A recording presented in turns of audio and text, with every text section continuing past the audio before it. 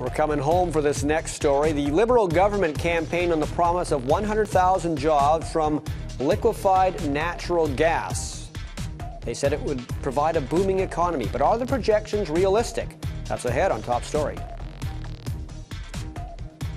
And welcome back. The BC Liberals campaigned on an economic strategy of prosperity for this province, largely based on the expansion of liquefied natural gas, LNG. The number of exploration permits issued in the last 6 months already outnumbers the total issued in 2012. That also means the number of drilling wells has increased. Here is what the Minister of Energy and Mines, Rich Coleman, had to say about the jump in drilling. Basically what it's telling us is they want to make sure that they're securing the upstream resource for the future of liquefied natural gas. In addition to that, we've had quite a pretty good uptick on the lease bids both in June, and we're putting another 10,000 acres out for lease bid in July. So we'll see what that one does as well. But there's a significant amount of interest there. We are finding that the Montney actually has more reserves than we thought it had as a play. We also have, of course, three other huge basins of natural gas that people are drilling in. So it really is about identifying the reserves for people and having the ability in a few years from now, if liquefied natural gas is going to be able to supply the market. Right, for opposition reaction, we are joined on the phone by Robin Austin of Kitimat. He is the NDP critic for the LNG industry. Robin? Good evening, Squire. Thanks for joining us. No problem. Could you hear what Rich said? You bet I've heard what Rich said, yeah. And what do you think of what he just said? Well, I think people up here in the Northwest are excited at the prospect of having an LNG industry.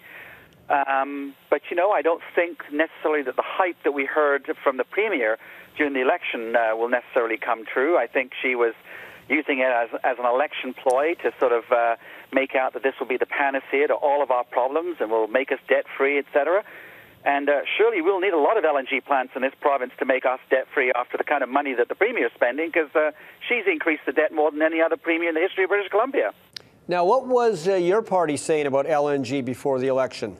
Before and during the election and after the election, we've been supportive of the LNG industry.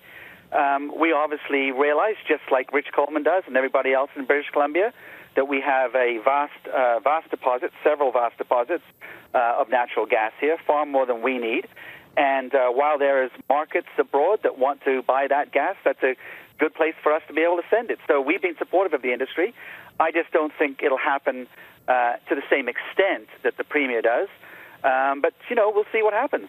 So both the Liberals and the NDP are in favor of LNG. It seems you both see, you know, a future that helps British Columbia, but you say that their numbers are far more optimistic than yours were. Yeah, I mean, I think their numbers were sort of hyped up in order to try and run an election on it and make out that this can be the solution to all of our problems. I mean, for one thing, there's a shortage of labor here. We have two large industrial projects happening up here in the Northwest. One is the Northwest Transmission Line, which, as you probably heard last week, is $300 million over budget. And the other one is the new smelter that Alcan's building. Both of those projects have had to bring in workers, not just from outside of the area, but from outside British Columbia, because the government hasn't trained enough people over the last 10 years. So, you know, if we want to see an LNG industry take place here, one thing that the government can do is start to invest in people and get people with the ready sort of skills necessary. So if these LNG projects come to fruition, we'll actually have the workers to be able to do the work. Do you know offhand, Robin, how long would it take to train the average person to be able to be employed in the LNG industry? Well, there are a variety of trades that have to be used in the LNG industry, but I would say it would take at least 3 to 4 years to get people trained up and let them have some experience in that trade so that it can actually work on these projects. So, you know, it's something that the government needs to get to right away, and they've recognized finally that there is a skills shortage in British Columbia, and certainly up here in the Northwest, as I've mentioned, we don't even have the workers to do the two projects that are taking place right now. So, and this, of course, is LNG capital, whether it be in Kitimat or in Prince Rupert. This is where the large projects that have been proposed. So we definitely need to get people trained up here. So what you're saying is, if I'm hearing you correctly, is, okay, you know, we believe in LNG as well, but let's train people first and not rush into it so quickly. Well, I think we need to show the LNG industry, if we're serious as a government, that we want to train people, there are a couple of other issues that we have to overcome. You'll probably recall that the BC Liberals brought in a law a few years ago to reduce greenhouse gas emissions, and of course, even one LNG plant coming to fruition will increase those greenhouse gas emissions. So we have to deal with that. And as Minister Coleman was talking about a minute ago, with the increased amount of fracking happening in the Northeast, I think people are concerned over there about the use of water. So there's a few issues to overcome. But generally speaking, we are supportive of it, and we look forward to having this industry here. I just hope that the government's willing to put forward the necessary resources to train everybody. Okay. Robin, you had your say. Thanks for joining us. Take care. NDP critic for liquefied natural gas who joined us from Kitimat. And for the environmental point of view, we are joined in studio by Eoin Madden. He is the climate campaigner for the Wilderness Committee. Is that correct? That is correct. That is correct. Now, you've heard Rich Coleman. You heard Robin. Yeah. What say you? Well, I'll start, if I could, please, as a taxpayer to this BC government. And what we're being asked to do as taxpayers is to buy into a business plan which is supposed to have a secure market, supposed to generate 100,000 jobs, and not deprive us of the ability to live safely on this planet going forward. So we'll start with the market. You know, the messaging is very different from the energy experts on this issue. So we've had a Japanese expert come over from a bank in Japan, and he said, well, yes, the price is at $18 a unit over in Japan. We have to get $15 a unit in Asia for this product.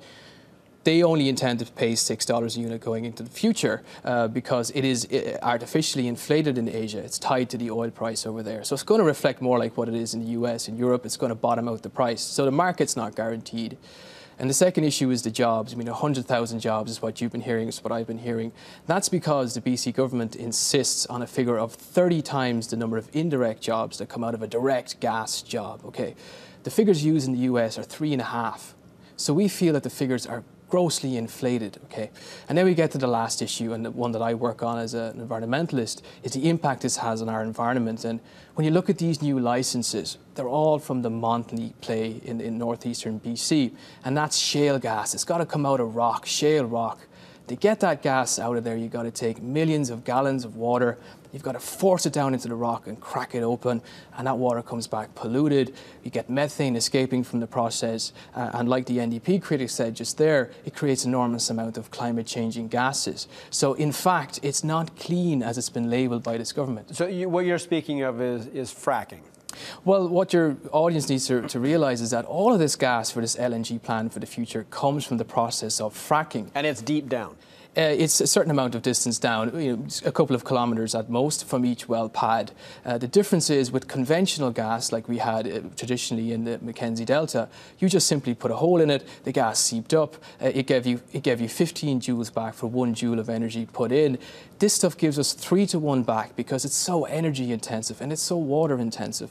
To give you an example of how much water, there's 60 million gallons of water every single day tabled for this gas industry to take from 540 rivers and lakes going forward. That's our fresh water. We need that back. It's going to make a mockery of our climate change ambitions. It's as climate changing as coal is when you feed in the methane. When you feed in, you have to liquefy this stuff. It's very energy intensive. Very lastly, of course, none of these gas plants will choose not to burn their own gas, which is something we don't do here. We have hydro.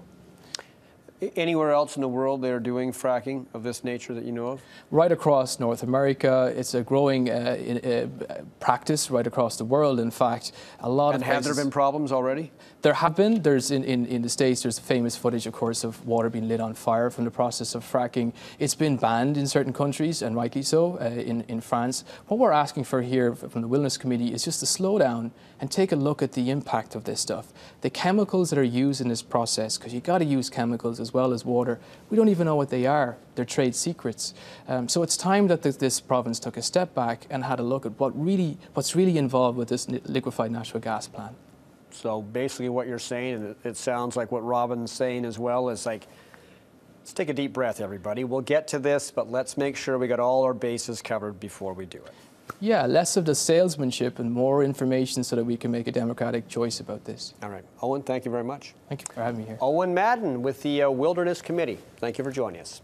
We'll take a break and we'll come back on Top Story after this.